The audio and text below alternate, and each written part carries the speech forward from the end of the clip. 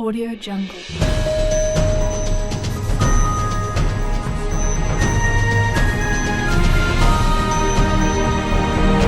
Audio Jungle.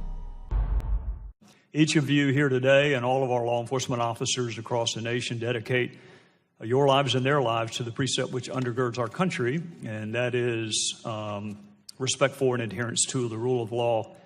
And I know every member, not only of the subcommittee, but every member of Congress would have their own personal story about how officers have impacted their lives and would have their own personal testimony to the respect that they have for the women and men of law enforcement. I know as I was preparing for this hearing, my mind went to an officer in Greenville, South Carolina, by the name of Alan Jacobs. Alan, about this time last year, maybe a little bit more than a year ago, learned that he was going to be a father again.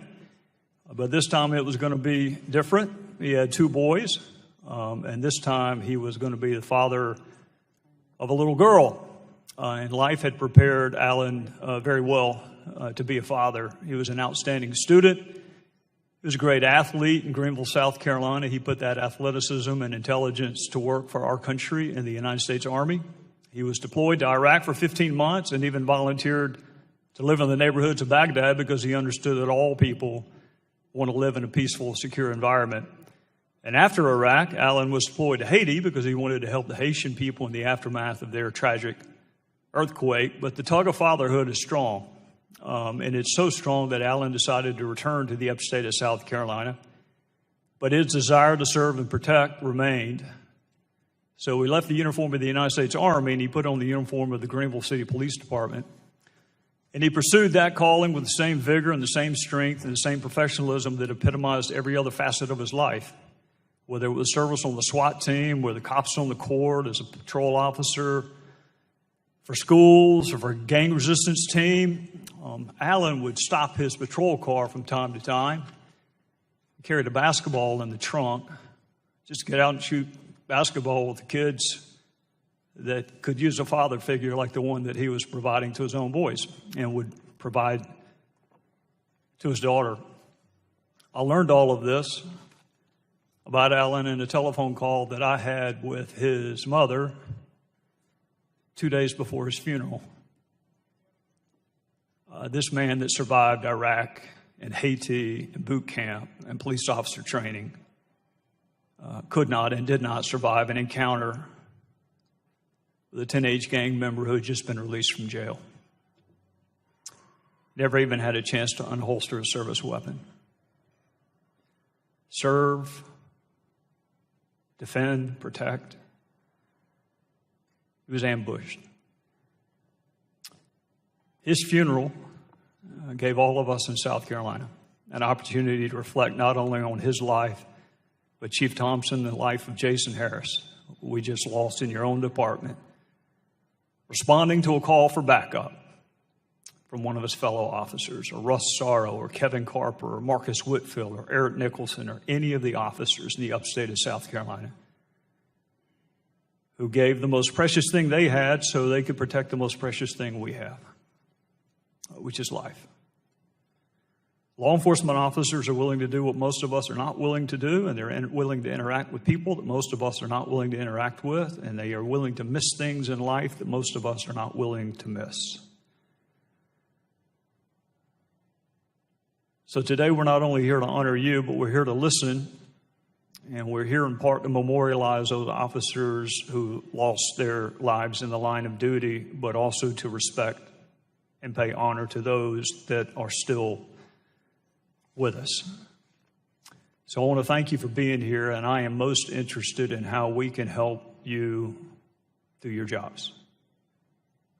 There are challenges in our criminal justice system. I want a system that is not only respected, but worthy of respect.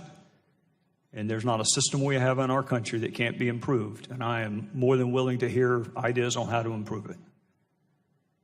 But there is something different about law enforcement officers. And if we lose that sight of that as a society, that not only do they wear a uniform and a badge, but they serve symbolically as a line between law and order and those folks that are not of good conscience. If we ever lose sight of that, we're in trouble as a republic.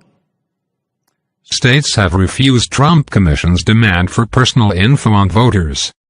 Following a White House Commission's request that states turn over voters' full names, addresses, dates of birth, political parties, social security digits, and other personal data, dozens of U.S. states have registered their on-the-record objections.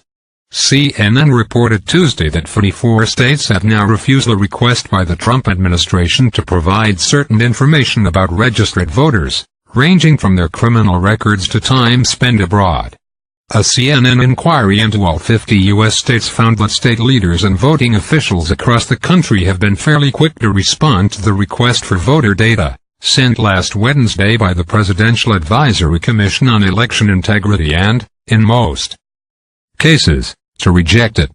Kansas Secretary of State Chris Kobach, vice chairman of the commission, sent the letter as part of the commission's efforts to investigate the possibility of voter fraud and various machinations, as per the presidential executive order that created the group in May. As PBS explained, Trump has claimed without evidence since winning November's election that it was rigged, either by voter impersonation or illegal ballots cast by undocumented immigrants. Trump swept the Electoral College in November's election, but was nearly 3 million votes shy of former Secretary of State Hillary Clinton in the popular vote. Kobach has emphasized, however, that his commission's goal is in no way to validate or specifically nurture the president's claims. See also, GOP contractor accidentally exposes personal info of almost 200 million voters.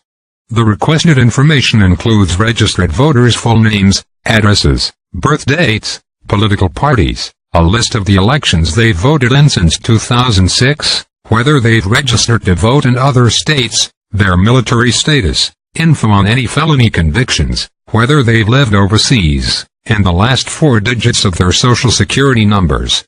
Kobach stated twice in the letter that only public information was being requested, and reiterated Friday, every state receives the same letter, but we're not asking for it if it's not publicly available, CNN reported.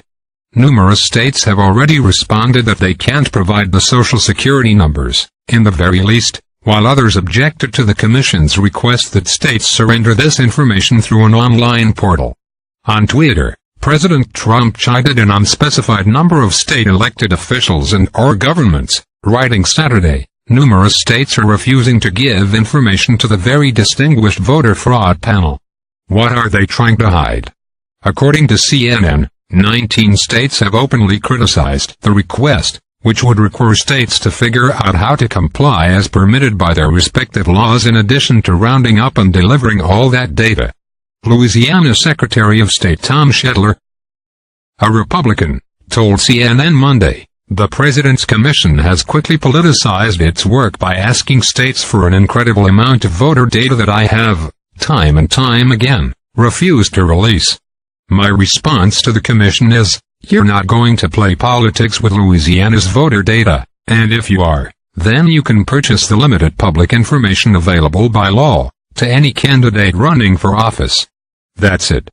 Florida and Nebraska are reportedly still reviewing the request as of Tuesday afternoon, while Hawaii, which just woke up, and New Jersey haven't responded to CNN's request for a comment.